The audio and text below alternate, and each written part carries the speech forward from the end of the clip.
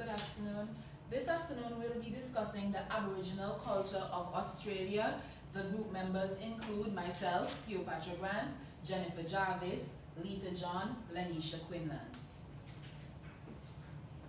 Australia, a continent near the size of the United States, located on the opposite side of the earth.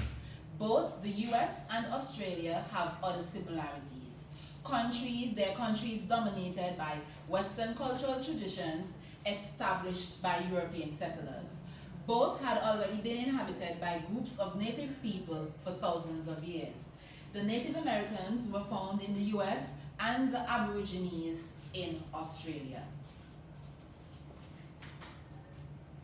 Native Americans and Aborigines, living by hunting, moving across the land in harmony with nature, following animals essentially.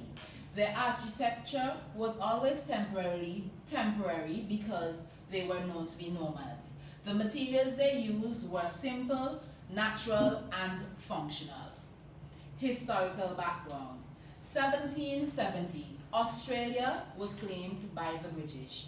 They began to send shiploads of convicts there. It was a penal colony. So in essence, what happened was, if you have criminals, instead of keeping them in jails where you were, you sent them to other territories.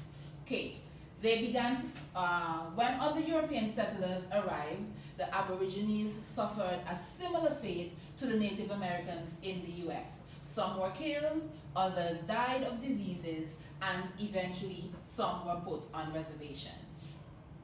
1960s, the Australian government built a settlement in the central desert to house what was left of the Aboriginal people.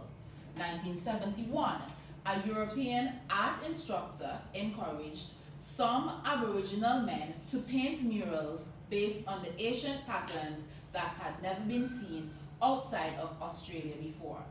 1980s, Aboriginal art was finally recognized by the world as an important art form.